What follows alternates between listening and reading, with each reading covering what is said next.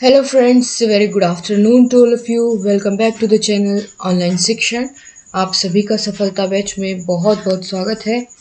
दोस्तों, ये आपकी विज्ञान विषय की तीसरी क्लास है और आज की क्लास से हम शुरुआत करने जा रहे हैं आपकी धातु अधातु के बीच अंतर के टॉपिक से शुरुआत करेंगे और फिर आगे देखते हैं कहाँ तक कवर कर पाते हैं आज की क्लास में।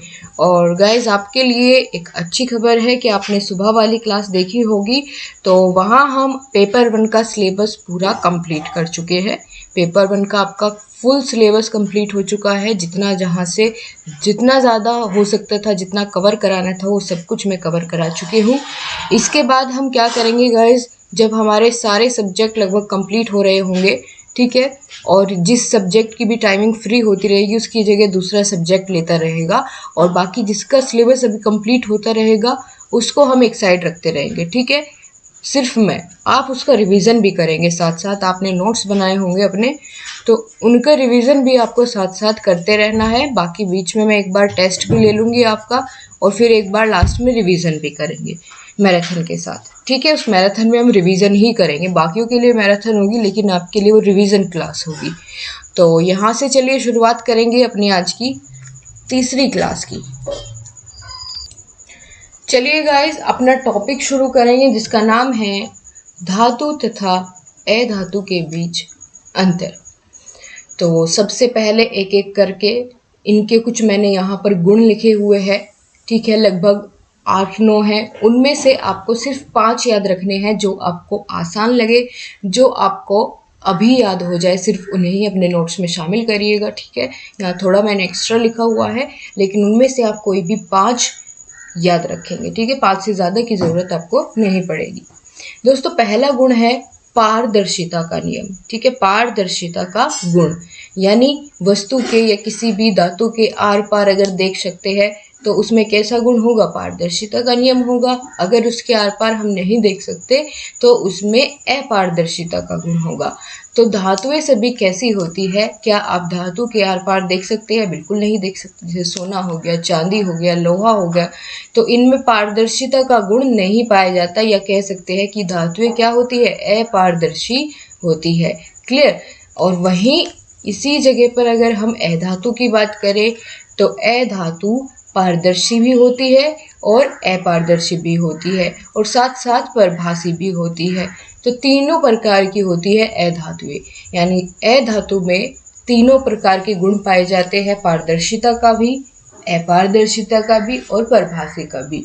क्योंकि कुछ धातुएं ऐसी होती है जो जिनमें पारदर्शिता का गुण पाया जाता है, कुछ अधातुएं ऐसी भी होती है जिनमें अपारदर्शिता का गुण पाया जाता है।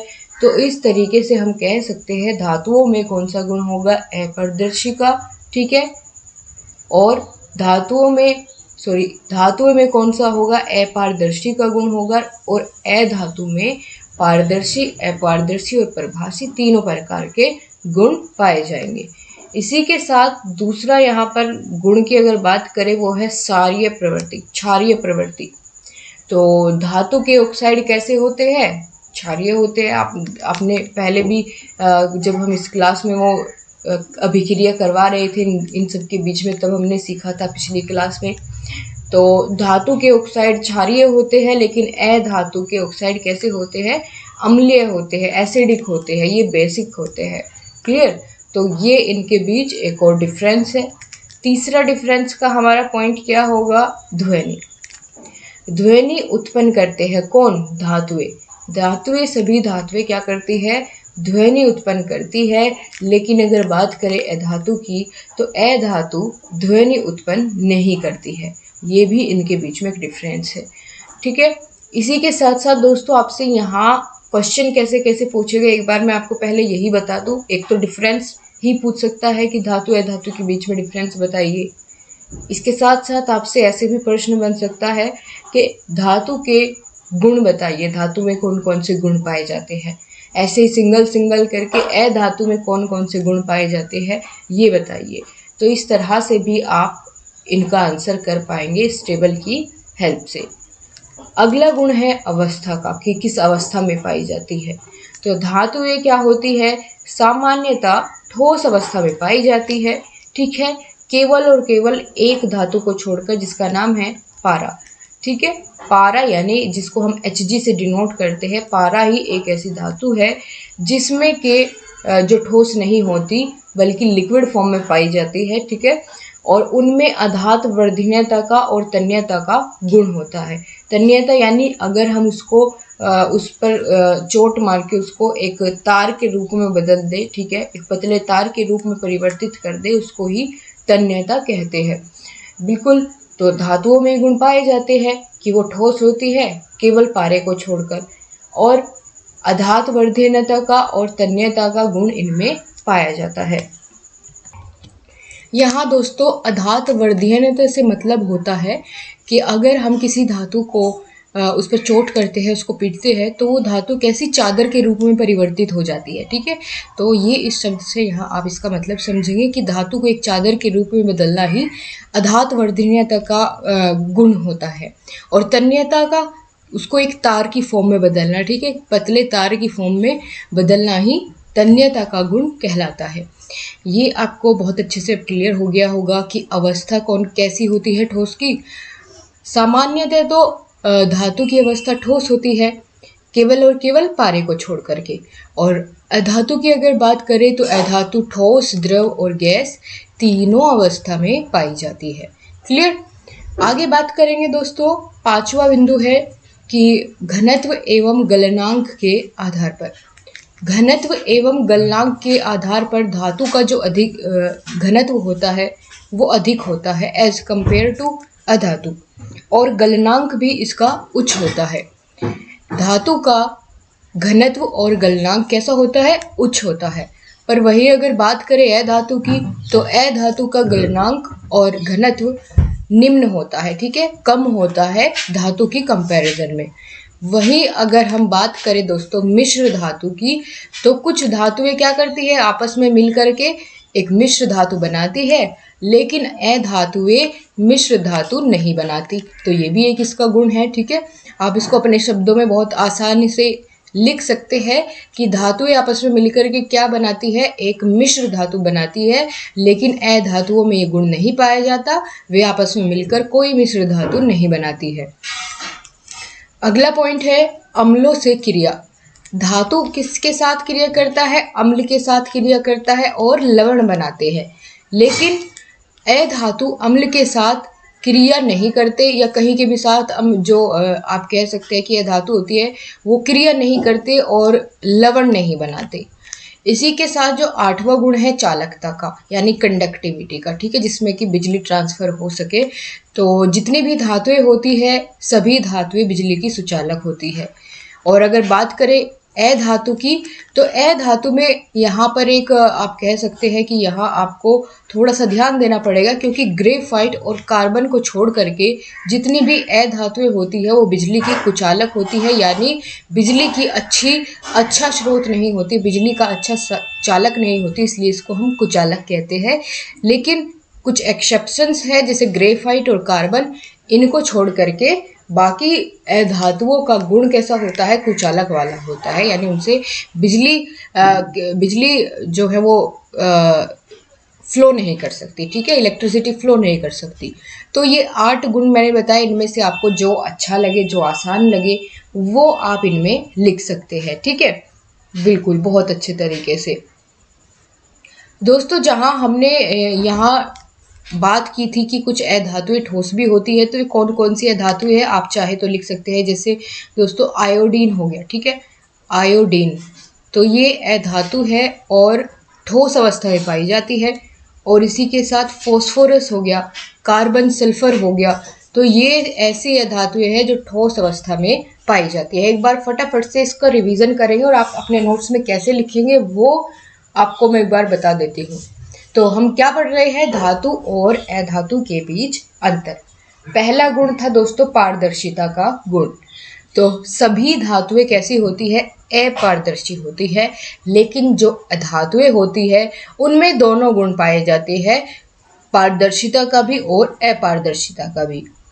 साथ ही जो धातुएं होती है वो क्षारीय प्रवृत्ति की होती है और अधातुएं कैसी होती है, अम्लीय होती है। वही अगर बात करें धातु से ध्वनि उत्पन्न होती है, अगर आप धातु को कहीं टकराएंगे या आपस में टकराएंगे तो वे क्या करेगी, ध्वनि उत्पन्न करेगी, लेकिन अधातुएं ध्वनि को उत्पन्न नहीं करती है। वही अगर बात करें किस अवस्था में पाई जाएगी धातुएं, तो धातुएं सामान्यतः ठोस अवस्था में पाई जाएगी, लेकिन पारा एक ऐसी धातु है जो कि लिक्विड फॉर्म में आपको मिलेगा रूम टेम्परेचर पर भी। ठीक है, तो आपसे यहाँ से दो तरह से प्रश्न बन जाता है कि कौन सी धातु ऐसी है जो कमरे के तापमान पर भी लिक्विड अवस्था में पाई जाती है। तो आप याद रखेंगे पारा ऐसी धातु है। क्लियर। वही बात करें अधातु की, तो अधातु तीनों अवस्थाओं में मिलती है, ठोस में भी, द्रव में भी और गैस में भी। घनत्व की बात करें और गलनांक की, तो धातु का घनत्व भी और गलनांक भी कैसा होता है, ज़्यादा होता है, उच्च होता है। और वहीं अगर अधातु की बात करें तो अधातु का गलनांक और घनत्व निम्न होता है, कम होता है। क्लियर। आगे बात करेंगे दोस्तों मिश्र धातु के बारे में कि क्या धातुएं मिश्र धातु बनाती है। तो बिल्कुल, जब दो या दो से ज़्यादा धातुएं आपस में मिल जाती है तो मिश्र धातु बन जाती है, लेकिन अधातु के आपस में मिलने पर कुछ भी नहीं बनता, वे अधातु नहीं बनाती, वे मिश्र धातु नहीं बनाती। अम्लों के साथ क्रिया करने पर धातु लवण बनाती है, जबकि अधातु लवण नहीं बनाती है। धातुएं विद्युत की अच्छी सुचालक होती है, लेकिन अधातुएं कुचालक होती है, ग्रेफाइट और कार्बन को छोड़ करके। अब दोस्तों आगे बढ़ाते हैं अपने टॉपिक को। यहाँ एक छोटी सी टर्म दी गई है, पिंग आयरन। आपसे पूछ लिया जाता है पिंग आयरन क्या होता है, तो पिंग आयरन कहते हैं दोस्तों हम कच्चे लोहे को। ठीक है, कच्चे लोहे को हम पिंग आयरन कहते हैं। इसको आपको अगर ये नाम देखने को मिले तो आप थोड़ा हैरान नहीं होंगे कि पिंग आयरन क्या है। ठीक है, पिंग आयरन, आयरन से तो मतलब समझते हैं लोहा। ठीक है, और पिंग से मतलब होता है कच्चा लोहा, और इसको एक और नाम से भी जानते हैं, ढलुआ लोहा। ठीक है, ढलुआ लोहा, कच्चा लोहा या पिंग आयरन। तो अगर पिंग आयरन पूछे तो आप समझ जाइएगा यहाँ इन्होंने बोला है कच्चा लोहा। आगे बढ़ते हैं। तो हमने देख लिया दोस्तों धातुओं के गुण क्या क्या होते हैं। ठीक है, धातुओं से हम अधातुओं को कैसे अलग करते हैं, या धातुओं में जो अशुद्धियाँ मिली होती है उनको कैसे अलग करते हैं, उनकी विधियाँ भी हमने जान ली थी पहली क्लास में। अब हम बात करेंगे दोस्तों धातुओं को संरक्षण से बचाने के उपाय, या धातुओं का संरक्षण करने के लिए या धातुओं को बचाने के लिए क्या क्या उपाय कर सकते हैं। क्योंकि आप जानते हैं कि धातुएं क्रियाएं करती है। ठीक है, अगर आप बात करें कोई भी धातु है तो उस पर आपने देखा होगा जंग लग जाता है। ठीक है, वो अच्छे तरीके से काम नहीं करती है फिर, तो उनको जंग से बचाने के लिए, उनको खराब होने से बचाने के लिए क्या क्या उपाय हम अपना सकते हैं, ये बहुत इंपॉर्टेंट है आपके लिए जानना, ये पूछा जाता है। ठीक है, तो इससे पहला टॉपिक भी जो हमने कवर किया ये भी बहुत ज़रूरी है, लेकिन इनमें से आप 5 अपने कोई भी अच्छे गुण जो आपको लगे सिर्फ वही अपने नोट्स में आप शामिल करेंगे जो आपको याद हो गए होंगे अभी अभी में। अब बात करेंगे धातु का संरक्षण या बचाने के कौन कौन से उपाय होते हैं। पहला है दोस्तों पेंट का लेप चढ़ाकर। अगर कोई धातु को हम चाहते हैं कि ये लंबे समय तक चले, ठीक है, लंबे समय तक सेफ रहे, तो उसके ऊपर पेंट का लेप चढ़ा देते हैं। ठीक है, उसके साथ ही ग्रीस या तेल लगाकर, जब हमें धातुओं का क्षय होने से बचाना हो, यानी उनका ह्रास होने से बचाना हो, ह्रास से मतलब होता है उनका डेप्रिसिएशन होने से बचाना हो, उनमें जो टूट फूट होती है, ठीक है, उनमें जो खराबी होती है, अगर उससे हम धातुओं को बचाना चाहते हैं तो हम उसमें ग्रीस या तेल का प्रयोग करते हैं। जैसे आपने देखा होगा कि बहुत सारी ऐसी बड़ी बड़ी मशीनें होती है, ठीक है, वो लगातार काम करते रहने से उनमें क्या हो जाता है, वहाँ ग्रीस या तेल की उनको ज़रूरत बीच बीच में पड़ती रहती है। जैसे आपने देखा होगा अगर साइकिल आप चलाते हैं तो वहाँ उसकी चेन में आपको ग्रीस की ज़रूरत कभी कभी पड़ती है जब आप उसकी सर्विस कराते हैं। ठीक है, इसी तरीके से आपके पास कोई भी मशीन है, बाइक है, कार है, सबको ज़रूरत पड़ती है। तो आगे बात करेंगे दोस्तों, तीसरा पॉइंट है आपका गैल्वोनीकरण। ठीक है, गैल्वोनीकरण क्या होता है? गैल्वोनीकरण की प्रक्रिया दोस्तों धातु के ऊपर दूसरी धातु का लेप चढ़ाना ही गैल्वेनीकरण कहलाता है। ठीक है, तो गैल्वेनीकरण क्या होता है? एक धातु के ऊपर दूसरी धातु का लेप चढ़ाना ही गैल्वेनीकरण कहलाता है। क्लियर? तो नाम को देख करके घबराएंगे नहीं, बाकी इसका बहुत सिंपल सा यही अर्थ है कि जब हम एक धातु को का संरक्षण करने के लिए, उसको बचाने के लिए उसके ऊपर दूसरी धातु का लेप चढ़ा देते हैं, वो गैल्वेनीकरण कहलाता है। चौथा क्या है? विद्युत लेपन यानी इलेक्ट्रोप्लेटिंग। ठीक है, ये इलेक्ट्रोप्लेटिंग ये भी एक विधि है धातुओं को बचाने के लिए, उनको लंबे समय तक सेफ रखने के लिए उनके ऊपर विद्युत का लेपन किया जाता है। पांचवा पॉइंट है मिश्र धातु बना करके, कि अगर कोई धातु हमारे पास है और हम चाहते हैं उसको लंबे समय तक चलाया जा सके, तो हम उसे क्या करते हैं? मिश्र धातु बना देते हैं, दूसरी धातु के साथ मिला करके उसको लंबे समय तक चल सके ऐसा उसको बना देते हैं। अब ये मिश्र धातु क्या होती है, कौन कौन सी मिश्र धातुएं होती है जो आपके पेपर में पूछी जाती है, उनके बारे में हम नेक्स्ट ही टॉपिक में कवर करेंगे। अभी आपको ये इतना बहुत अच्छे से समझ आ गया है। ठीक है, धातुओं को बचाने के लिए कौन कौन से उपाय है, तो आपके सामने 5 लिखे हुए हैं। ठीक है, अगर यहाँ आपसे इतना पूछ सकता है गैल्वेनीकरण क्या है, तो आप बताएंगे धातु के ऊपर दूसरी धातु को चढ़ाना गैल्वेनीकरण कहलाता है। पेंट का लेप चढ़ाकर, ग्रीस या तेल लगाकर, ठीक है, उनकी बार बार सर्विस करवाकर, ये भी आप इसमें लिख सकते हैं, गलत नहीं करेगा कोई भी। ठीक है, उनकी बार बार सर्विस करवा करके ऐसे आप लिख सकते हैं। तो बहुत सारे यहाँ आप अपने तरफ से भी इसमें पॉइंट्स लिख सकते हैं कि कौन कौन से हम उपाय अपना सकते हैं। ठीक है, आगे बात करेंगे दोस्तों। अगला जो टॉपिक आता है मिश्र धातु का। मिश्र धातु क्या होती है, ये तो अब आपको बहुत अच्छे से क्लियर हो गया होगा, क्योंकि मैंने अभी बीच में बताया था कि मिश्र धातु वे धातुएं होती है, जैसे हमने मिश्र व्यंजन के बारे में, जो संयुक्त व्यंजन के बारे में जाना था, यानी 2 या 2 से अधिक व्यंजनों से मिलकर जो व्यंजन बनते हैं उनको हमने मिश्र व्यंजन कहा था। तो मिश्र धातु क्या होगी?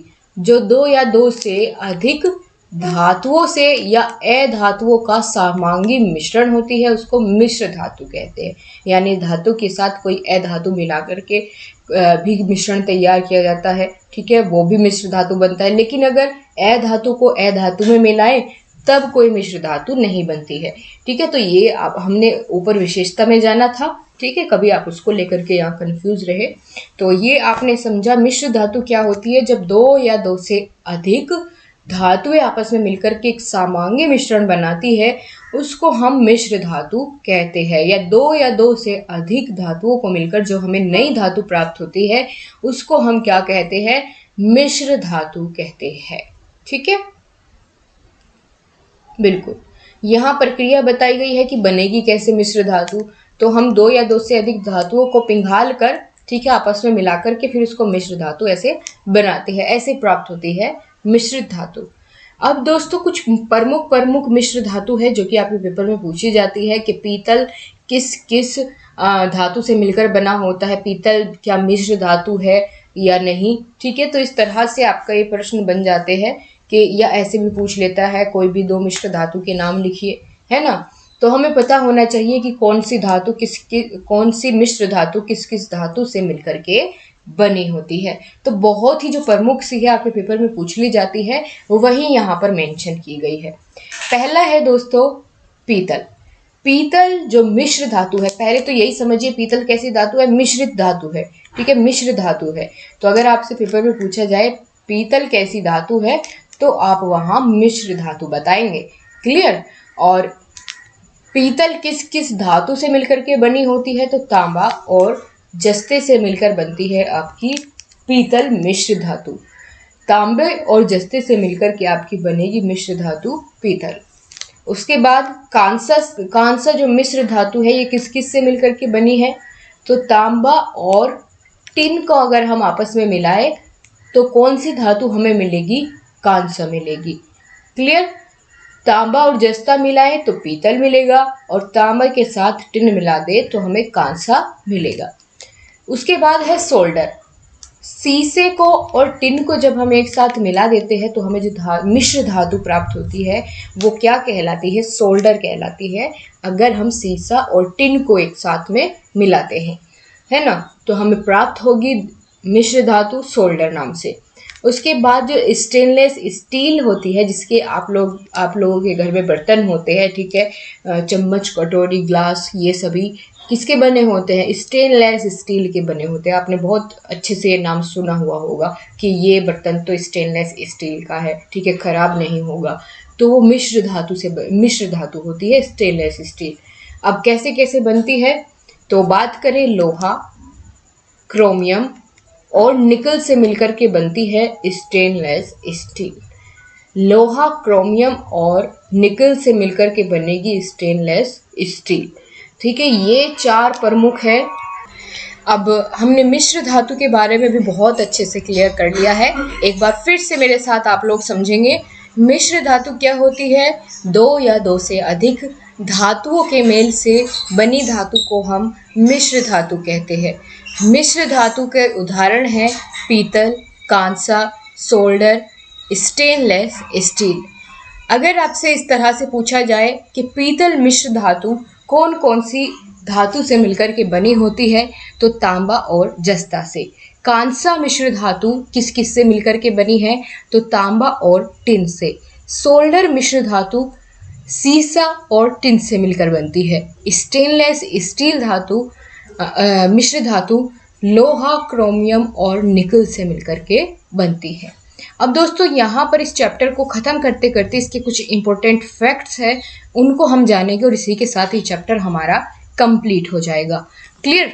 तो चलिए, क्या क्या यहाँ पर आपके लिए जानना बेहद ज़रूरी है वो यहाँ हम देखेंगे। दोस्तों आपसे कभी कभी पूछ लिया जाता है कि सबसे क्रियाशील धातु कौन सी होती है, आंसर करें। तो सबसे क्रियाशील धातु होती है पोटेशियम। सबसे क्रियाशील धातु कौन सी होती है? पोटेशियम होती है। तो पहला तो बहुत इम्पोर्टेंट, ये इम्पोर्टेंट ही मुझे लिखने की ज़रूरत नहीं है, ऊपर ही हेडिंग में लिखा हुआ है महत्वपूर्ण तथ्य। तो सबसे अधिक क्रियाशील धातु कौन सी होगी? पोटेशियम होगी। अगर आपसे पूछा जाए जो शुद्ध सोना होता है वो कितने कैरेट का होता है, तो ये तो आप बिल्कुल डेफिनेटली जानते होंगे कि कितने कैरेट का सोना सबसे शुद्ध माना जाता है। तो 24 कैरेट का जो गोल्ड होता है वो सबसे ज़्यादा शुद्ध माना जाता है, ठीक है। सबसे अच्छी क्वालिटी कितनी होती है? 24 कैरेट की। लोहा प्राप्त किया जाता है किस अयस्क से?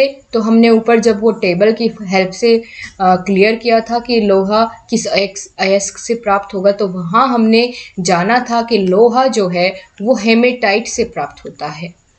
ऊष्मा तथा विद्युत का सर्वोत्तम सुचालक कौन होगा? सबसे अच्छा सुचालक किस किस का? ऊष्मा का भी और विद्युत का भी। सर्वोत्तम यानी सबसे अच्छा सुचालक धातु कौन सी होती है? तो चांदी होती है। क्लियर?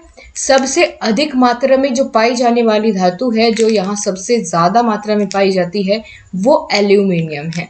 सबसे ज़्यादा मात्रा में पाई जाने वाली धातु एल्यूमिनियम है। और सबसे अधिक लचीली या पीट कर बढ़ाई जाने वाली धातु कौन सी होती है? जो सबसे ज़्यादा लचीली होती है उसको हम बहुत पतले तार के रूप में या उसको पीट करके एक चादर के रूप में, बहुत पतली चादर के रूप में हम बदल सकते हैं। तो वो कौन सी धातु होती है? वो होती है सोना आपकी, या स्वर्ण जिसको हम बोलते हैं, ठीक है। सबसे ज़्यादा लचीली और सबसे ज़्यादा बढ़ाई जा सकने वाली धातु, ठीक है। सबसे ज़्यादा इसमें तन्यता का और अधात वर्धनीयता का गुण पाया जाता है, तो वो धातु है स्वर्ण यानी सोना। आपने देखा होगा कि सोने का बर्क या चांदी का बर्क चढ़ा हुआ होता है, ठीक है। मिठाइयों के ऊपर सोने का भी बर्क आपने देखा होगा चढ़ा होता है, तो कितना पतला होता है, ठीक है। तो वो असलियत में सोने को ही इस तरीके से एक चादर के रूप में परिवर्तित किया जाता है, ठीक है। आपने देखा होगा कि वो हाथ लगाने से इसे गायब भी हो जाता है, तो वो बहुत पतली चादर बनाई जा सकती है सोने की। ये गुण इसमें सबसे ज़्यादा पाया जाता है। आगे बढ़ेंगे तो ऊष्मा का न्यूनतम सुचालक कौन सा होता है, जिसमें ऊष्मा बहुत ही आप कह सकते हैं कि घिस पिट करके ऊष्मा ट्रांसफ़र हो। तो सबसे न्यूनतम या सबसे खराब सुचालक की अगर बात करें, ठीक है, ऊष्मा जाएगी तो ट्रांसफ़र तो होगी लेकिन सबसे कम होगी। अब दोस्तों हमारा लास्ट पॉइंट बचता है, किस धातु की विद्युत चालकता जो है वो सर्वाधिक होती है। विद्युत चालकता सर्वाधिक होती है चांदी धातु की, ठीक है। किसकी? चांदी की। सबसे ज़्यादा विद्युत चालकता होती है चांदी की। और दोस्तों आप लोग जानते हैं कि चांदी का हर जगह वायर बनाने में तो यूज़ नहीं किया जा सकता क्योंकि महंगा होता है, इसीलिए फिर एल्युमिनियम को यूज़ किया जाता है क्योंकि वो बहुत अधिक मात्रा में अवेलेबल भी है। ठीक है, चांदी के तो लिमिटेड स्रोत है, तो इसीलिए यहाँ पर चांदी को हर जगह वायर्स में यूज़ नहीं किया जाता। बहुत कम ऐसी जहाँ मतलब आप कह सकते हैं ज़रूरी होता है वहीं आपके चांदी के वायर्स को यूज़ किया जाता है, तो क्योंकि महंगा होता है। लेकिन जो सबसे ज़्यादा विद्युत चालकता होती है वो चांदी में ही होती है। और स्वर्ण की अगर बात करें, स्वर्ण की क्या या सोने की क्या विशेषता थी कि वो सबसे ज़्यादा लचीली थी और पीट कर बढ़ाई जा सकने वाली धातु थी। ऊष्मा का न्यूनतम सुचालक कौन है? सीसा है। और शुद्ध सोने का कितना कैरेट होता है? 24 होता है। सबसे क्रियाशील धातु पोटेशियम होती है। ऊष्मा का सर्वोत्तम सुचालक क्या होगा? चांदी होगा। और विद्युत का भी सर्वोत्तम सुचालक क्या होगा? चांदी होगा। ये देखिए, आपको यहाँ पहले भी मैंने इसको यहाँ पर क्लियर किया है। ठीक है, ऊष्मा और विद्युत का सर्वोत्तम सुचालक कौन होता है? चांदी धातु होती है। इतना आपको बहुत अच्छे से आई होप क्लियर हो गया है। अब हम आगे बढ़ेंगे दोस्तों, और यहाँ से हम शुरुआत करेंगे आपके अगले टॉपिक की। लेकिन उससे पहले आपके लिए कुछ क्वेश्चंस है। ठीक है, वन लाइनर में भी कुछ क्वेश्चंस मैंने इंक्लूड किए हैं आज की क्लास में, और कुछ एमसीक्यूज भी है, ताकि आपको थोड़ा आइडिया लग जाए कि यहाँ से इस चैप्टर से क्वेश्चंस कैसे आपके पेपर में आपको देखने को मिलेंगे। क्लियर है दोस्तों? तो चलिए, सबसे पहले दोस्तों यहाँ से ऐसे आपसे प्रश्न पूछे जाते हैं कि खनिज किसे कहते हैं। ठीक है, खनिज किसे कहते हैं? तो आप बताएंगे कि पृथ्वी में वे धातु तथा उनके अयस्क जिनके जिस रूप में होते हैं खनिज कहलाते हैं, या कह सकते हैं कि भूपर्पटी में पाए जाने वाले धातु के यौगिकों को खनिज कहते हैं। जो परिभाषा हमने सबसे पहले अपने आप नोट्स में लिखी थी वही आप लिखिए। ठीक है, इसको याद करने की आप कोशिश ना करें। जो हमने अपने नोट्स में खनिज की परिभाषा जानी है वही आप लिखिए। ठीक है, क्योंकि अलग अलग हर जगह अलग अलग आप याद करेंगे। आपने मॉडल में कुछ और देख लिया, आपने वहाँ से वो याद कर दी, सीरीज में कुछ और देख ली, वहाँ से आपने वो याद कर ली, तो सब मिक्सअप हो जाएगा। आप अपने बेसिक अपना नोट्स को ही बना करके रखें। बाकी क्वेश्चन आप कैसा भी देखें तो वहीं से उसका आंसर बनाने की आप कोशिश करेंगे। इसी तरह आपसे पूछा जाता है कि अयस्क किसे कहते हैं। ठीक है, तो वे खनिज जिनमें से हम धातु को बहुत सरलता से अलग कर सकते हैं उनको अयस्क कहते हैं। तो ये तो सेम ही लिखा हुआ था हमने। इसके बाद किन्हीं दो धातुओं के नाम बताइए, तो कोई भी दो धातुओं के नाम आप लिख सकते हैं। ठीक है, तो और साथ साथ किन्हीं दो अधातुओं के नाम बताइए, तो यहाँ अधातु के नाम फॉस्फोरस और सल्फर अधातु के नाम दिए गए हैं। ठीक है, आप इन दोनों के जो एग्जाम्पल्स है, ये जब आप दोनों के बीच में डिफरेंस लिख रहे होंगे जो कि हमने ऊपर अभी देखा, तो वहाँ आप इनको भी शामिल कर लीजिएगा। दोनों के ये दो एग्जाम्पल, इनको वहाँ आप लोग लिख लीजिएगा। ठीक है, इससे अच्छा होगा, आपको साथ के साथ एग्जाम्पल्स भी याद रहेंगे, उन डिफरेंस में आप एग्जाम्पल भी लिख लीजिएगा। इसके साथ धातु के दो प्रमुख गुण लिखिए। अरे भाई, हमने तो 8 देखे थे, उनमें से 2 ही तो लिखने के लिए बोला है, तो बता दीजिए कोई भी। ठीक है, कोई भी 2 गुण धातुओं के, कि भाई धातुएं कैसी होती है? कठोर होती है, उनमें तन्यता का गुण पाया जाता है, यानी उनको खींच करके उनके पतले तार बनाए जा सकते हैं। क्लियर? अब यहाँ अधातु के 2 प्रमुख गुण बताइए। कौन कौन से गुण होते हैं अधातु के? ठीक है, तो अगर बात करें दोस्तों, अधातु के 2 प्रमुख गुण हैं। एक तो अधात वर्धनीयता, यानी उनको चोट मारने पर उनको बढ़ाया नहीं जा सकता, चादर के रूप में परिवर्तित नहीं किया जा सकता, क्योंकि अधातुएं क्या होती है? टूट जाती है। ठीक है, चोट मारने पर अधातुएं टूट जाती है। और ये विद्युत की अच्छी सुचालक नहीं होती, यानी कुचालक होती है, तो ये भी आप इसमें लिख सकते हैं। ठीक है, इनमें चमक नहीं होती, ये आप लिख सकते हैं। तो ये कुछ यहाँ पर आपके लिए वन लाइनर क्वेश्चंस थे। अब हम देखेंगे थोड़ा सा यहाँ ये वन लाइनर क्वेश्चंस की फॉर्म में इसको कवर कर लिया है हमने। अब यहाँ से हम जो आगे टॉपिक शुरू करने वाले हैं, ये आपका नया चैप्टर शुरू हो जाता है, 3rd चैप्टर, और बिल्कुल हम बीच में हैं अपने साइंस के सिलेबस के। ठीक है, बिल्कुल बीचों बीच हम पहुँच चुके हैं। तो तीसरे चैप्टर की शुरुआत करेंगे दोस्तों इसी क्लास में। एक बेसिक सा आपको बन जाएगा और फिर उसको कल की क्लास में कंटिन्यू करेंगे। लेकिन यहाँ हम इसके बारे में क्या क्या आज सीखेंगे, तो चैप्टर का नाम आपके है आवर्त सारणी की सामान्य जानकारी, विद्युत ऋणात्मकता।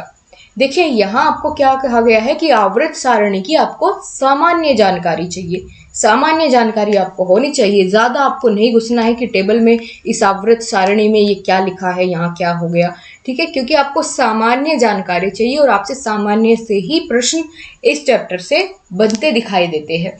कैसे कैसे बनेंगे वे मैं आपको साथ साथ क्लियर करती हुई चलूंगी, इस बात के लिए आपको परेशान नहीं होना है।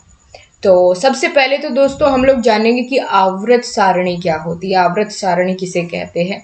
दोस्तों आपने देखा होगा या आप जानते हैं कि हमारे आसपास बहुत सारी धातुएं होती है, ठीक है, बहुत सारे तत्व होते हैं। तो उन रासायनिक तत्वों को एक जगह एक टेबल की फॉर्म में प्रेजेंट करने के लिए, ताकि उनकी स्टडी करने में आसानी रहे, उनका अध्ययन करने में आसानी रहे, ठीक है, और इसीलिए क्या किया गया, एक टेबल बनाई गई जिसको नाम दिया गया आवर्त सारणी। आवर्त सारणी नाम दिया गया। तो यह रासायनिक तत्वों की क्या होती है, एक तालिका होती है, तालिका मतलब टेबल होती है, जो परमाणु संख्या के क्रम में इस प्रकार व्यवस्थित होती है कि समान परमाणु संरचना वाले जो तत्व होते हैं वो ऊर्ध्वाधर स्तंभ में प्रदर्शित होते हैं, ठीक है।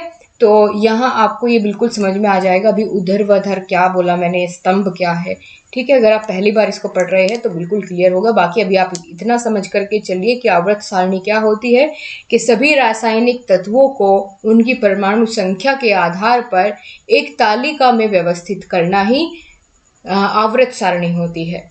इसके साथ ही दोस्तों हम यहाँ जानेंगे कि आवर्त सारणी में क्या क्या होते हैं, आवर्त सारणी में क्या क्या होते हैं। तो ये आपके सामने एक आवर्त सारणी है, इंग्लिश में कहते हैं इसको पीरियडिक टेबल। तो उसमें आपको आवर्त और वर्ग देखने को मिलेंगे, ठीक है, आवर्त और वर्ग देखने को मिलेंगे। आवर्त किसे कहते हैं और वर्ग किसे कहते हैं। आवर्त कहते हैं दोस्तों जो ये हॉरिजॉन्टल रोज है इस तरीके से, ठीक है, ये इस तरह से जो ये रोज बनी हुई हैं इनको हम कहते हैं आवर्त, ठीक है, इनको पीरियड भी बोलते हैं। तो ये सभी क्या कहलाते हैं, आवर्त कहलाते हैं, हॉरिजॉन्टल जो रोज है। उसके साथ ही जो ये इस तरीके से ये स्तंभ या स्तंभ बोलते हैं, जो सीधा खड़ा हुआ, कोई भी ऐसे आप कह सकते हैं एक सीधी रेखा में खड़े हुए जितने भी रसायन है, रासायनिक तत्व है, इनको स्तंभ बोलते हैं।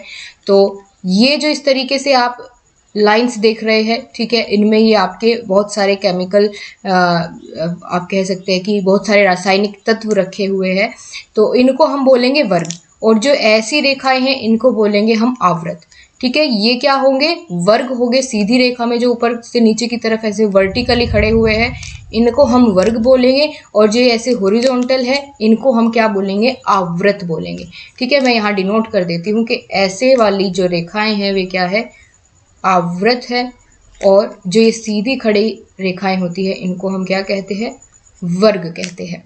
अब आगे चलेंगे, थोड़ा थोड़ा करके इसके बारे में आगे जानते हुए चलेंगे कि ये कैसे इनके अंदर जो रासायनिक तत्व है उनको रखा गया है। तो चलिए देखें दोस्तों, तत्वों को उनके गुणों के आधार पर ही वर्गीकरण करना क्या कहलाता है, आवर्त सारणी कहलाता है। और वर्तमान में अब तक 118 तत्व ऐसे हैं जिनको ज्ञात कर लिया गया है, यानी जिनकी खोज कर ली गई है, और उनमें से 98 तत्व ऐसे हैं जो कि प्राकृतिक रूप से हमें पाए गए। लेकिन जो बाकी बचे हैं इन 118 में से वो सभी कैसे हैं, मानव निर्मित है, ठीक है, वो मानव निर्मित है। लेकिन ये 98 तत्व ऐसे हैं जो कि प्रकृति में हमें पाए गए।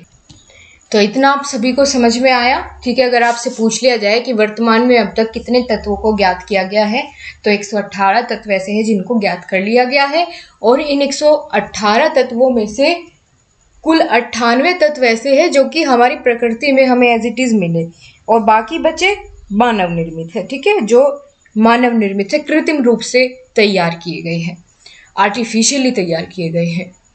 वहीं आगे बात करेंगे तत्वों के वर्गीकरण का मुख्य उद्देश्य क्या होता है, क्यों इनको इस टेबल की हेल्प से इनमें रिप्रेजेंट किया जाता है, क्यों टेबल में रखा गया, क्या ज़रूरत पड़ी। क्योंकि दोस्तों जो ये 118 तत्व है इनके अध्ययन को हम सुविधाजनक बना सके और क्रमबद्ध रूप से व्यवस्थित कर सके, इसीलिए हम इन तत्वों का क्या करते हैं, वर्गीकरण करते हैं। ठीक है, जिससे कि हम आसानी से बहुत ही उनका अध्ययन कर पाए और वो क्रमबद्ध रूप से हमें मिले, हम देखते ही पहचान ले कि ये तत्व यहाँ रखा है तो इसका क्या गुण है। ठीक है, इसका परमाणु संख्या क्या है, इसका परमाणु भार क्या है, वो देखने से ही पता चल जाए। ठीक है, उनका अध्ययन करना बहुत सुविधाजनक हो जाए और वो एक क्रम में लिखे हुए हो। तो इसीलिए हम तत्वों का वर्गीकरण करते हैं इस टेबल की या पीरियोडिक टेबल की आवर्त सारणी की मदद से। बहुत अच्छे से आपको क्लियर हुआ। अभी तक हमने सिर्फ ये जाना आवर्त सारणी क्या होती है। आवर्त सारणी में आवर्त और वर्ग होते हैं। आवर्त किसे कहते हैं, आवर्त कहते हैं जो लेटी हुई रेखाएं होती है उनको, और जो वर्ग होता है जो खड़ी हुई रेखाएं हैं उनको हम वर्ग या ग्रुप्स कहते हैं। इसके साथ बस हमने इतना और जाना इस चैप्टर में कि अभी तक कि भाई अभी जो वर्तमान में अभी तक जो है 118 तत्व खोज लिए गए हैं, जिनमें से 98 तत्व ऐसे हैं कि जो प्राकृतिक रूप से हमें मिले और जो बाकी बचे हैं वो कैसे है, वो मानव निर्मित है।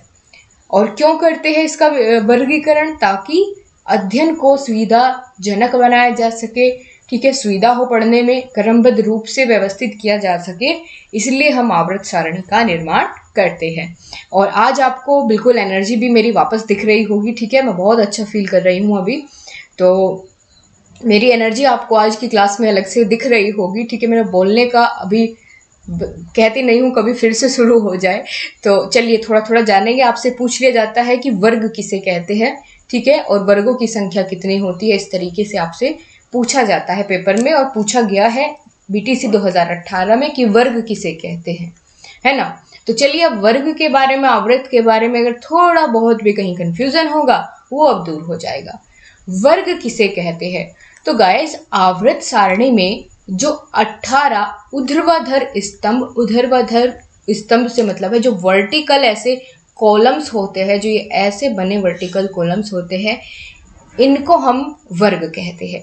ठीक, तो अगर आपसे पूछा जाए वर्ग किसे कहते हैं, तो आवर्त सारणी में जो 18 ऊर्ध्वाधर स्तंभ बने हुए हैं इनको ही हम क्या कहते हैं, ये इनको हम क्या कहते हैं, वर्ग कहते हैं। जो ये 18 मैं आपको बता रही हूँ ये आधुनिक आवर्त सारणी के अनुसार है। ठीक है, और मूल आवर्त सारणी में कितने थे तो आगे हम जानेंगे जब दोनों के बीच में कंपैरिजन कर रहे होंगे। लेकिन अभी वर्तमान की हम बात कर रहे हैं तो वर्तमान में ये 18 वर्ग होते हैं। क्लियर, तो कंफ्यूज नहीं होना है। तो आगे बढ़े। प्रत्येक स्तंभ क्या कहलाता है, एक वर्ग कहलाता है। जैसे ये क्या है, ये एक वर्ग है, ये एक क्या है, वर्ग है, ये एक क्या है, वर्ग। जो जितने भी स्तंभ है ये अपने आप में एक वर्ग होते हैं। एक वर्ग के सभी तत्वों के समान रासायनिक और भौतिक गुणधर्म होते हैं। यानी जिनको एक वर्ग में रखा गया है, इसका मतलब ये है उन सभी तत्वों के जो गुण हैं वो समान है। भौतिक और रासायनिक गुण कैसे हैं, उनके समान है, क्योंकि उनके समान गुणों के आधार पर ही तो हमने उनको एक वर्ग में रखा है ना, ताकि हम देख करके पहचान सके कि इस गुण वाले सभी तत्व तो हमें इस वर्ग में मिल जाएंगे। तो अपनी सुविधा के लिए हमने क्या किया कि जितने भी हमें ऐसा लगा कि ये समान गुण वाले तत्व है उनको एक वर्ग में हमने रख दिया। इसी के साथ आगे बात करें, क्योंकि उनके बाहरी इलेक्ट्रॉनों की संख्या समान होती है या गुणधर्म समान होते हैं, इसलिए इनको हम एक वर्ग में स्थापित करते हैं। इस तरह के सभी किसको, तत्वों को जिनके समान रासायनिक और भौतिक गुण हो, तो उनको एक वर्ग में रखा जाता है। कितने वर्ग है अभी फिलहाल, तो 18 वर्ग है आपकी आवर्त सारणी में। इसके साथ ही हम जानेंगे दोस्तों, दूसरा हमने क्या देखा था आवर्त सारणी में और क्या होते हैं वर्ग के अलावा, आवर्त होते हैं, पीरियड्स होते हैं। तो इनको क्या कहते हैं, अगर इसकी आपसे पूछ लिया जाए कि आवर्त किसे कहते हैं या आवर्त की क्या परिभाषा आप लिखेंगे, तो चलिए देखें दोस्तों। तत्वों के परमाणु भार के वृद्धि क्रम में क्रमबद्ध करने पर जो क्षैतिज कतारें होती है, यानी हॉरिजॉन्टल जो आप कह सकते हैं रोज होती है, उनको ही हम क्या कहेंगे, आवर्त कहेंगे। जैसा कि मैंने आपको टेबल में मार्क करके बताया था कि जो भी ऐसी हॉरिजॉन्टल रोज होगी उनको हम क्या कहेंगे, आवर्त कहेंगे। और ये किस आधार पर बनाई गई है, तो परमाणु भार में वृद्धि होती रहेगी। जितना हम लेफ्ट से राइट की तरफ जाते रहेंगे उतना ही परमाणु भार में क्या होती रहेगी, सभी तत्वों के वृद्धि होती रहेगी, है ना। तो इस तरीके से हम उसे ही आवर्त बोलते हैं।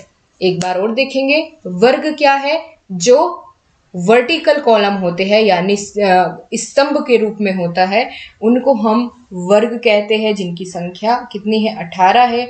आवर्त कितने होते हैं, 7 होते हैं, ठीक है।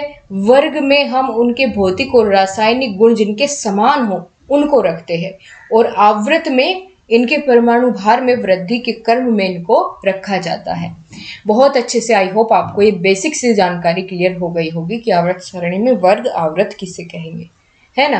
अब हम दोस्तों तत्वों का वर्गीकरण जानेंगे। देखिए इतने सारे तत्व थे, है ना, हमारी प्रकृति में इतने सारे तत्व थे, तो उनका वर्गीकरण करने के लिए बहुत सारे वैज्ञानिकों ने प्रयास किए, क्योंकि सब चाहते थे कि भाई इनका सुविधापूर्ण अध्ययन कर सके, ऐसा कुछ ना कुछ तो जुगाड़ कर किया जाए।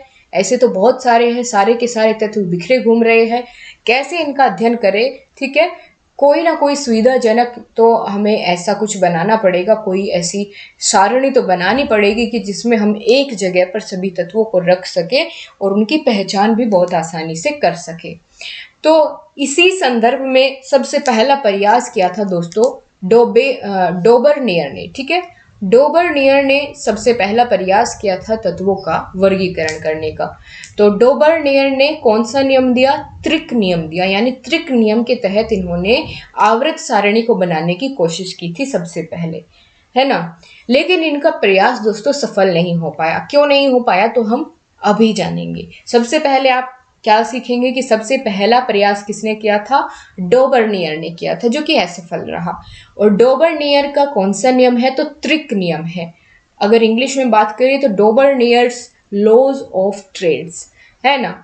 कौन थे डोबरनियर, तो ये जर्मन के एक वैज्ञानिक थे, जर्मनी के एक वैज्ञानिक थे, और इन्होंने अपना ये प्रयास किया था 1829 में, ठीक है। 1829 में इन्होंने ये प्रयास किया था। दोस्तों डोबरनियर ने तत्वों को त्रिक में वर्गीकरण किया, त्रिक मतलब ट्रिपलेट्स बनाए उनके, और बताया कि प्रत्येक त्रिक के बीच में आने वाले तत्व का परमाणु भार और गुणधर्म शेष दोनों के परमाणु भार का औसत होता है। यानी अगर एक तत्व इधर है, एक बीच में है और एक यहाँ है, तो इन्होंने बताया कि जो ये बीच वाला तत्व होता है, ये इन दोनों का क्या होता है, औसत होता है, ठीक है। इन दोनों के परमाणु भार का क्या होता है, औसत होता है बीच वाला। लेकिन दोस्तों ये एक दो जगह ही लागू हो पाया, एक दो तत्व में ही ऐसा इनकी बात कही गई थी, वो सटीक बैठ पाई, लेकिन बाकी जगह ऐसा नहीं हो पाया। तो इनका ये नियम हो जाता है फेल, इनका ये नियम क्या हो जाता है, फेल हो जाता है, इसको मान्यता नहीं दी जाती, क्योंकि ये हर जगह लागू नहीं हो पाया इनका बनाया हुआ नियम। तो क्या था डोबरनियर का नियम, हालांकि इसको हम एक ट्रिक से जानेंगे, लेकिन आप साथ साथ फिर भी इसको समझने की कोशिश करेंगे कि डोबरनियर ने नियम दिया था त्रिक नियम, जो कि जर्मन के वैज्ञानिक थे, और इसमें क्या होता था कि जो बीच वाला जो तत्व होता था वो बाकी दोनों के परमाणु भार का औसत होता था। अब जानेंगे दोस्तों इनके बाद फिर जब ये इनका तो नियम फेल हो गया, उसके बाद प्रयास किया आवर्त सारणी बनाने का, तत्वों का वर्गीकरण करने का न्यूलैंड ने, ठीक है। दूसरा प्रयास किसने किया दोस्तों, न्यूलैंड ने किया। आपसे ये पूछेगा कि न्यूलैंड ने कौन सा नियम दिया, तो आपको इनका नाम और सबसे ज़्यादा ज़रूरी इनका नियम का नाम रखना ज़्यादा ज़रूरी है। बाकी इन्होंने कैसे कैसे अपने नियम को बताया वो बहुत मुश्किल पूछा जाता है। ज़्यादातर आपसे प्रश्न यही बनता है कि न्यूलैंड का इनमें से कौन सा नियम है, और ये बिल्कुल मैं आपको क्लियर करके छोड़ूंगी, ठीक है। आपको आसानी से ये चीज़ें याद भी रहेंगी, क्योंकि हम आगे एक ट्रिक देखेंगे। तो दोस्तों हमने देख लिया सबसे पहले डोबरनियर का नियम कौन सा था, त्रिक नियम। अब बात कर रहे हैं हम न्यूलैंड के नियम की। तो न्यूलैंड ने दिया था दोस्तों अष्टक नियम, अष्टक नियम या ऑक्टेव्स नियम, ठीक है। यहाँ इंग्लिश में अगर बात करें तो ऑक्टेव्स का जो रूल होता है, नियम होता है, वो इन्होंने दिया, और न्यूलैंड ने अष्टक का नियम दिया। कब से कब तक, तो ये डेट या सन आपको याद नहीं रखना है, बाकी इनका पूरा नाम आप देख लीजिए, जॉन न्यूलैंड, ठीक है। जॉन न्यूलैंड ने ये नियम दिया था, इनका पूरा नाम है ये, ठीक है। बाकी कौन से नियम से संबंधित है, अष्टक नियम से ये संबंधित है। क्या होता था, इन्होंने अपने नियम में क्या बताया, क्या वो इनका नियम सफल हो पाया या ये भी डोबरनियर की तरह अपने आप को यहाँ पर सही साबित नहीं कर पाए। तो चलिए देखते हैं क्या हुआ इनके नियम में। दोस्तों, इन्होंने तत्वों को परमाणु भार में रखने पर प्रत्येक तत्व के गुणों की पुनरावृत्ति यानी उनका रिपीटेशन उसके 8वें तत्व के बाद होता है या 8वें तत्व में होता है, ऐसा इन्होंने बताया। कैसे कि देखिए, जैसे एक उदाहरण लीजिए, आपने जो सारे गामा पा यानी संगीत के जो स्वर होते हैं ना, ठीक है, 7 स्वर होते हैं, सा रे गा मा पा धा नी सा। तो आप देखते हैं कि जो सा से शुरुआत होती है 8वें नंबर पर घूम करके फिर से क्या आ जाता है, सा आता है। आप बोल करके देखिए, सा रे गा मा पा धा नी सा। तो पहले नंबर पे क्या था, सा था, 8वें नंबर पर फिर से क्या आ गया, सा आ गया। तो इन्होंने यही इसमें रूल अपना दिया कि भाई जितने भी हमारे तत्व है उनके परमाणु भार जो है 8वें नंबर पर आते ही फिर से अपने आप रिपीट होने लगते हैं, सेम हो जाते हैं, ये इन्होंने कहा। ठीक है, लेकिन दोस्तों ये प्रयास भी इनका कैसा रहा, सफल नहीं हो पाया। इस दिशा में ये प्रभावी प्रयास नहीं रहा, ये भी इनका नियम भी क्या हो गया, असफल हो गया। ठीक है, ये भी अपने आप को सही साबित नहीं कर पाए क्योंकि इनका जो नियम था वो 1-2 जगह लागू हुआ, बाकी जगह नहीं हो पाया। तो फिर इनकी भी छुट्टी हो गई। इसीलिए इनका क्या अंदर से नियम था वो मुश्किल पूछता है आपसे, लेकिन आपने समझ लिया तो उतना काफ़ी है। बाकी आप जो अपने नोट्स बनाएंगे तो उसमें ये लिखे कि डोबरनियर ने कौन सा नियम दिया, न्यूलैंड ने कौन सा नियम दिया। ठीक है, इसके बाद दोस्तों क्या फिर यहीं पर प्रयास खत्म हो गए आवर्त सारणी बढ़ाने के? नहीं, बिल्कुल नहीं, क्योंकि अगर तभी प्रयास खत्म हो गए होते तो आपको आधुनिक जो आप आजकल आवर्त सारणी देखते हैं, पीरियडिक टेबल देखते हैं, वो नहीं मिल पाती। तो इसका मतलब किसी ना किसी ने तो सफल प्रयास किया होगा। तो देखिए आगे देखते हैं किसने किया सफल प्रयास। तो जानते हैं दोस्तों, इस दिशा में जो पहला प्रथम सफल प्रयास था, प्रभावी प्रयास था, वो किया मेंडलीफ ने। ठीक है, जो पहला प्रभावी प्रयास था या सफल प्रयास था वो किसने किया, मेंडलीफ ने किया। अब मेंडलीफ ने ऐसा क्या किया जो इनका जो नियम था वो सफल हो गया। तो चलिए देखते हैं क्या क्या इन्होंने मेंडलीफ ने अपनी आवर्त सारणी में क्या बताया। तो चलिए अब हम जानेंगे मेंडलीफ की आवर्त सारणी के बारे में। मेंडलीफ ने अपनी आवर्त सारणी में क्या ऐसा बताया कि जिसकी वजह से इनका जो नियम था वो सफल माना गया। दोस्तों, मेंडलीफ की आवर्त सारणी में अगर सबसे पहले मैं बात करूं तो इसमें कुल आवर्त और वर्गों की संख्या कितनी थी वो आप सबसे पहले यहाँ पर नोट करेंगे। ठीक है, तो मेंडलीफ की आवर्त सारणी में जो मूल आवर्त सारणी थी या कह लीजिए सबसे पहले जो आवर्त सारणी बनाई गई थी, तब उसमें 8 तो समूह थे। ठीक है, 8 क्या थे, समूह थे, और 7 आवर्त थे, यानी ये समूह कहते हैं वर्ग को। ठीक है, वर्ग को। तो 8 वर्ग थे और 7 क्या थे, आवर्त थे। तो ये आपकी जो मूल आवर्त सारणी थी, सबसे पहले जो आवर्त सारणी बनकर के तैयार हुई थी, उसमें आपके 8 वर्ग थे और 7 क्या थे, आवर्त थे। तो ये सबसे इसमें डिफरेंस हो जाता है नई आवर्त सारणी में, आधुनिक आवर्त सारणी में, मूल आवर्त सारणी थी जो उसमें, कि उस वाली में या मेंडलीफ की आवर्त सारणी में 8 वर्ग थे और 7 आवर्त थे। ठीक है, एक बार मैं आपको दिखाई देती हूँ। जैसे ये आपकी पीरियडिक टेबल है, तो इसमें क्या थे, 7 आवर्त थे और 8 वर्ग होते थे। कि इस तरीके से आवर्त तो 7 ही थे, लेकिन इस तरीके से वर्ग 8 थे, यानी इसकी मान के चलिए आप आधी ही पीरियडिक टेबल बना करके तैयार कर पाए थे। कौन, मेंडलीफ, है ना। तो अब देखते हैं क्या क्या इन्होंने बताया, किस आधार पर वर्गीकरण किया। तो आइए, तो ये रूस के एक प्रसिद्ध वैज्ञानिक थे, रसायनज्ञ थे, मेंडलीफ। 1869 ईस्वी में इन्होंने अपना नियम दिया। इस नियम में इन्होंने क्या बताया, ये प्रमुख है जानने के लिए, ये आपसे पूछा जाता है।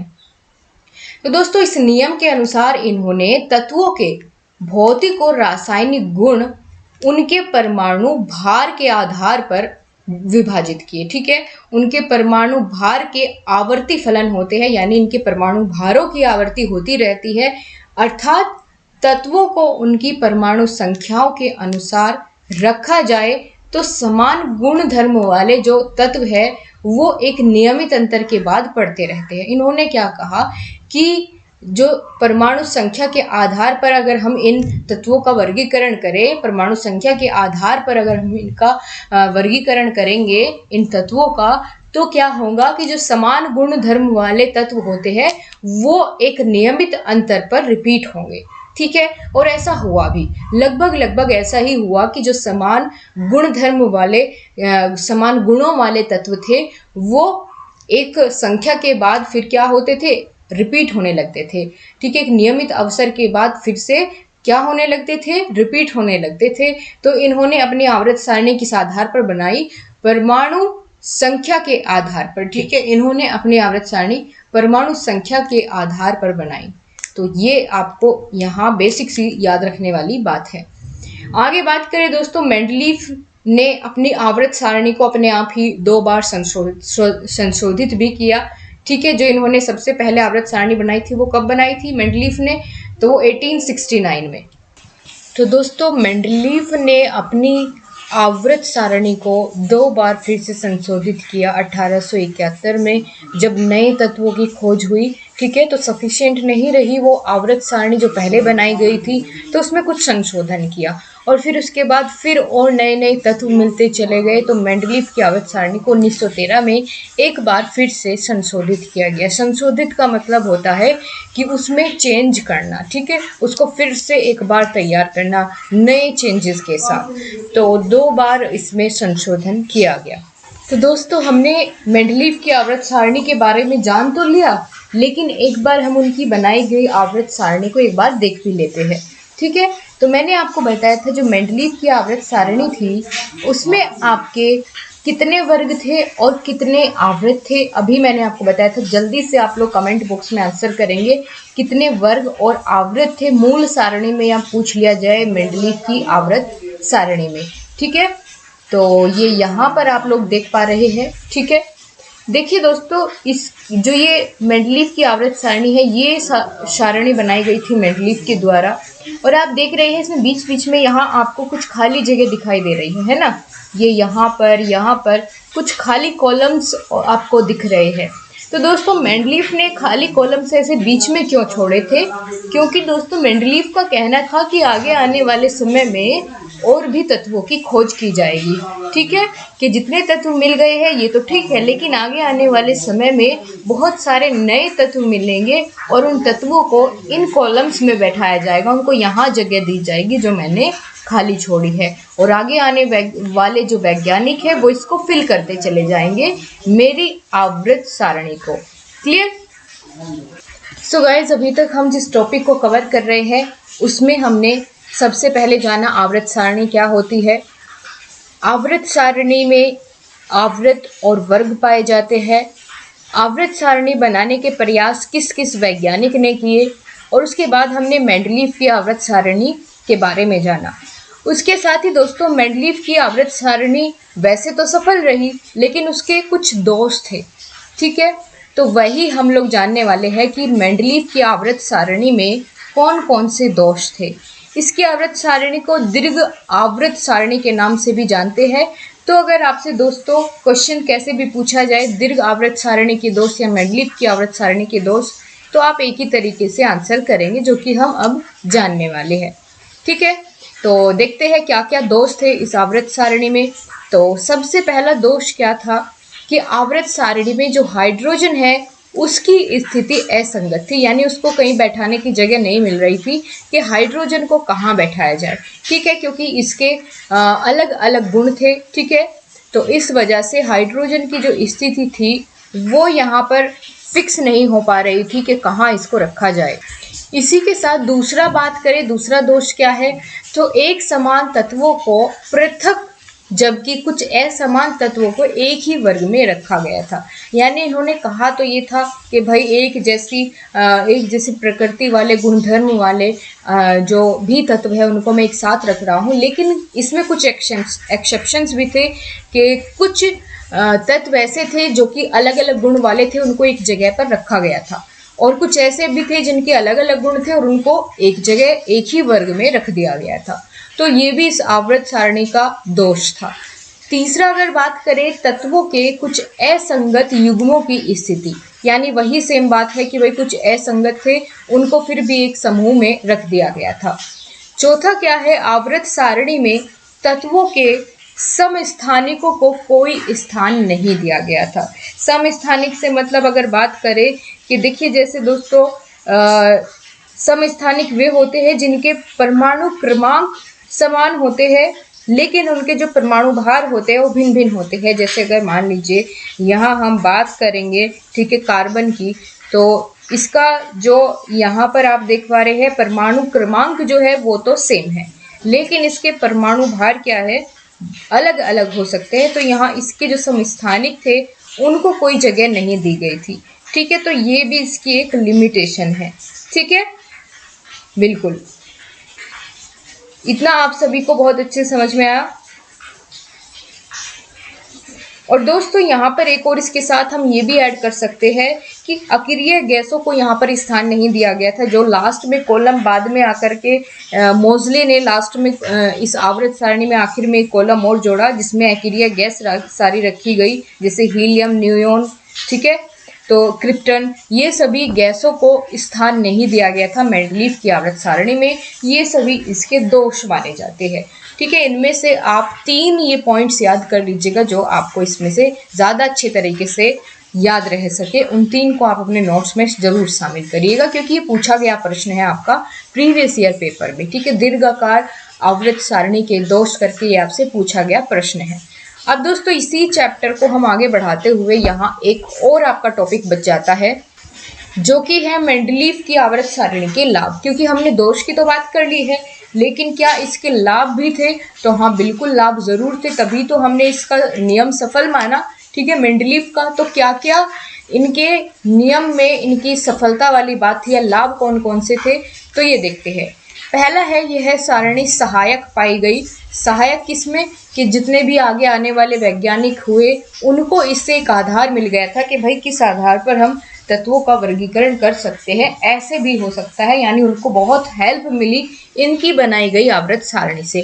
और तत्वों के सुविधाजनक अध्ययन में भी इनकी आवर्त सारणी का ये लाभ है कि इस आवर्त सारणी की वजह से तत्वों का अध्ययन बहुत ही सरलतम रूप से कर पाए।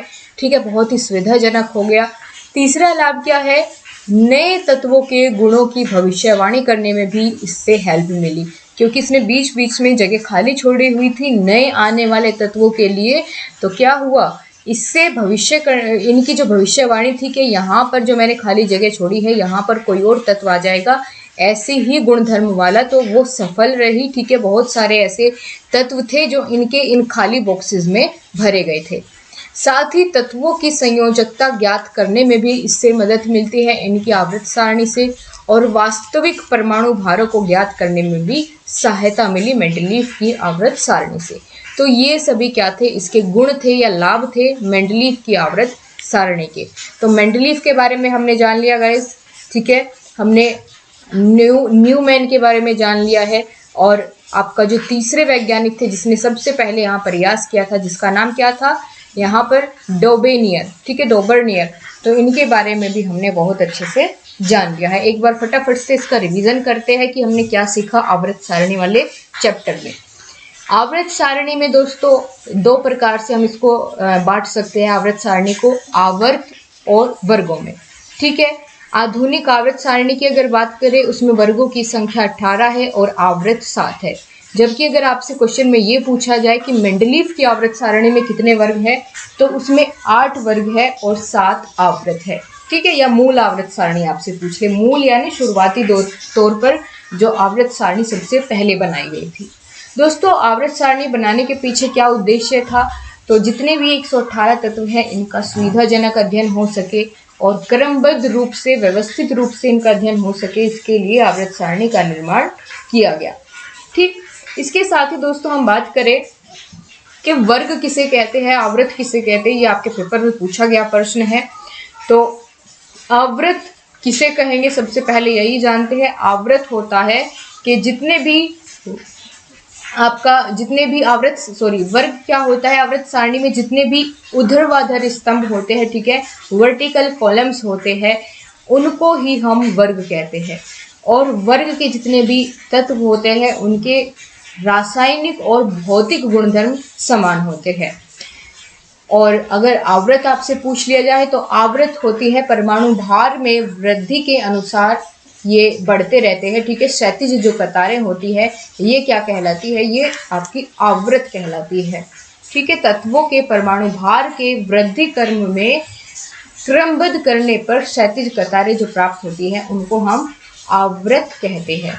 इतना आपने बहुत अच्छे से समझ लिया, ठीक है। इसके बाद हमने दोस्तों बात करी थी कि तत्वों का वर्गीकरण करने का कौन कौन से वैज्ञानिक ने प्रयास किया।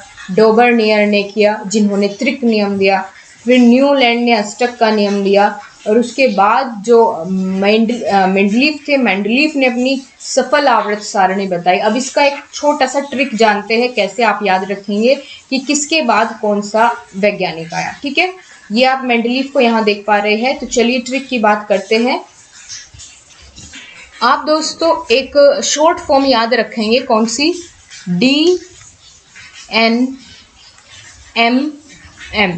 इससे आपको चारों के चारों नियम याद हो जाएंगे। चारों कौन कौन से, पहला था डी से डेबेनियर, ठीक है, डेबेनियर, जो भी इनका नाम है डेबेनियर। तो पहला नियम कौन सा था, डेबेनियर का नियम था। क्या नाम था इनके नियम का, तो त्रिक का नियम। दूसरा एन से क्या डिनोट होगा, यहाँ पर न्यूलैंड होगा, ठीक है, न्यूलैंड। तो न्यूलैंड का नियम कौन सा था, ऑक्टेव्स का यानी अष्टक का नियम। प्रत्येक जो 8वें नंबर पर रिपीट होता है तो उसका सेम परमाणु क्रमांक होता है, ये इन्होंने कहा। तो उसके बाद एम से क्या बनेगा, मेंडलीफ बनेगा, ठीक है। इनके बाद कौन आए, मेंडलीफ ने प्रयास किया आवृत्त सारणी बनाने का, जो कि एक सफल प्रयास था। और इन्होंने किस आधार पर किया, तो परमाणु भार के आधार पर इन्होंने क्या किया, अपना वर्गीकरण किया। परमाणु भार के आधार पर इन्होंने क्या किया, तत्वों का वर्गीकरण किया। इसके बाद आएंगे दोस्तों मोज़ले। मोज़ले की अगर बात करें तो मोज़ले ने जो अपना नियम दिया वो परमाणु संख्या के आधार पर दिया, ठीक है, परमाणु संख्या के आधार पर नियम दिया मोज़ले ने। मेंडलीफ ने किसके आधार पर दिया, परमाणु भार के आधार पर दिया। तो ये आपके लिए बहुत महत्वपूर्ण है जानना, ठीक है, किसके नियम में क्या था। ये आप इसी से अंदाज़ा लगा पाएंगे जब आपको याद होगा कि किसने अपने नियम में क्या दिया। क्लियर है आप सभी को, इतना इस ट्रिक से आपको बहुत अच्छे से याद हो गया होगा। तो दोस्तों आज की इस क्लास को हम यहीं तक रखते हैं। इसके आगे का टॉपिक आपका मोज़ले बच जाएगा, वो हम नेक्स्ट क्लास से शुरू करेंगे, ठीक है। आज के लिए आपका इतना बिल्कुल काफ़ी है, और इसके आप नोट्स बनाएंगे क्योंकि टॉपिक थोड़ा सा ये लेंथी वाला है, थोड़ा सा समझने वाला है।